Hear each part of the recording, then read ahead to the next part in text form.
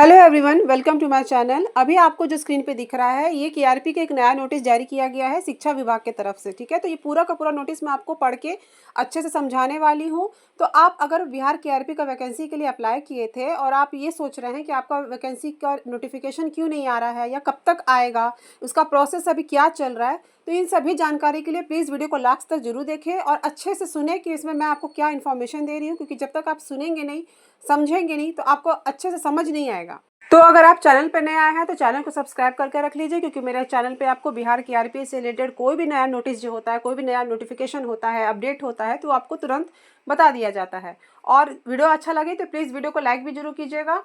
तो ये नोटिस पढ़ने से पहले मैं आपको ये जानकारी दे देती हूँ कि बिहार में जो केआरपी का मेरिट लिस्ट था वो करीब आज से 1.5 महीना पहले उसका मेरिट लिस्ट आना चालू हो गया था। मेरिट लिस्ट कहें या ऐसे काउंसलिंग कहें, एक ही बात है, क्योंकि सबसे पहले काउंसलिंग होता है। काउंसलिंग होने के बाद उसका प्रोविजनल मेरिट लिस्ट जारी किया जाता है और उसके बाद आपका फाइनल मेरिट लिस्ट जारी किया जाता है।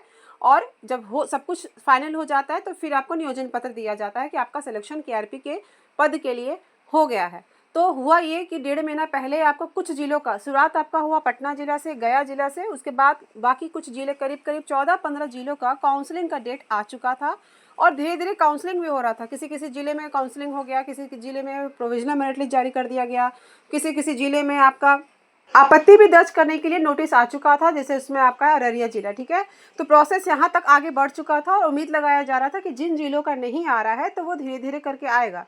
लेकिन ठीक इसके बीच में ही आपका हाई कोर्ट से सुप्रीम कोर्ट से आदेश आता है कि जो आरक्षण का मामला चल रहा था 50% से बढ़ा के 65% करने के लिए, तो वो उसे खारिज कर दिया गया, उसे रोक दिया गया और कहा गया कि अभी आपको 50% पे ही आपको चलना होगा। तो उसी को लेके ये नोटिस जारी किया गया है। तो लिखित तौर पे आपका ऑफिशियली ये पहली बार केआरपी के लिए अलग से नोटिस जारी किया गया है और उसमें कहा गया है, देखिए भी आपको मैं पूरा पढ़ के भी बता दे रही हूँ।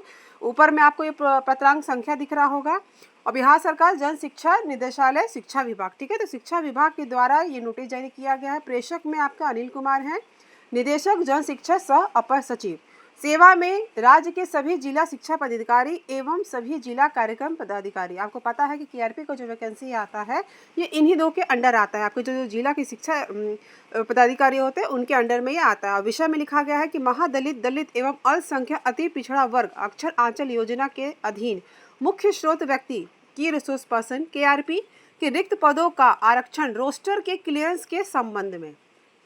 ठीक है, तो यहाँ पे आपको ये विषय है। मैं और आप पढ़ के बता देती हूँ, उसके बाद मैं आपको सिंपल भाषा में भी समझा दूंगी कि आखिर इस नोटिस में आपका क्या लिखा है और कब तक आपका जो अब नया जो शुरू हो रहा है केआरपी का, वो कब से आना चालू होगा।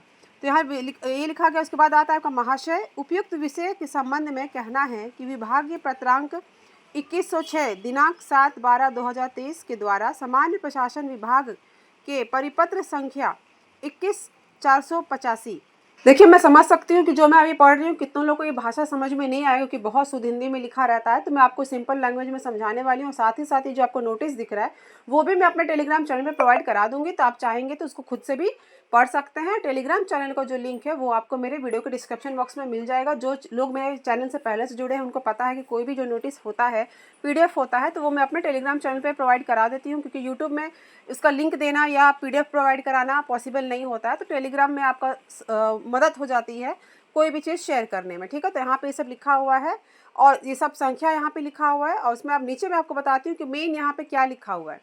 तो देखिए, यहाँ पे है आपका लिखा हुआ है कि पटना द्वारा Bihar reservation of vacancies in post and services for scheduled caste, scheduled tribe and other backward classes amendment act 2023 एवं Bihar reservation in admission to educational institutions amendment act 2023 को निरस्त कर दिया गया है। ठीक है, यहाँ पे मेन पॉइंट यही है। अंततः उक्त परिपक्ष के निर्देश है कि आरक्षण संबंधी उक्त अधिनियम के पूर्व की स्थिति के अनुसार केआरपी के चयन हेतु तैयार रोस्टर के आधार पर अनुवर्ती कार्रवाई की जाए। तो यहाँ पे ये क्लियर हो रहा है कि जैसे उन्होंने वैकेंसी निकाला था वो तो 65% के हिसाब से था, अब आपको उसको 50% करना है। तो अब क्या होगा ना कि आपका जो भी जिन जिलों का काउंसलिंग हो चुका है, हो सके तो वो दोबारा से अब काउंसलिंग हो या फिर जो नोटिस जारी किया है वो एक नया नोटिस जारी किया जाए, क्योंकि जो 65 से 50% करना है तो उसमें कुछ संशोधन होना है।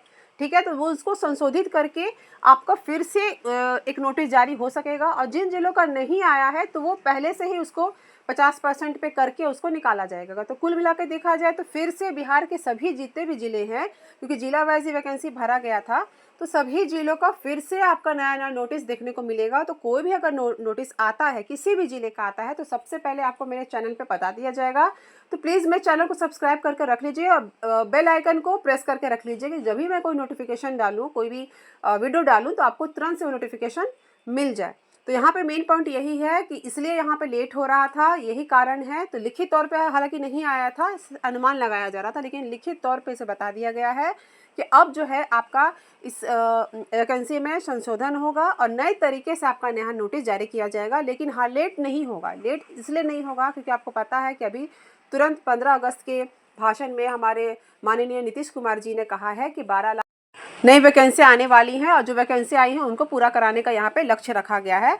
तो अब तुरंत ही होगा, जल्दी जल्दी प्रोसेस इसको किया जाएगा ताकि नियोजन पत्र जो है आपको विधानसभा चुनाव से पहले मिल जाए और ये रिकॉर्ड हो जाए कि चलो हमने इतने जो वैकेंसीज है, इतना जो नौकरी है, हमने लोगों को दिया है। और समय समय पे आपको पता ही है कि मैं हमेशा लाइव अपडेट भी आपको देते रहती हूँ। तो लाइव अपडेट के लिए भी आप अपने ज़िले के मेरे चैनल से जुड़ सकते हैं।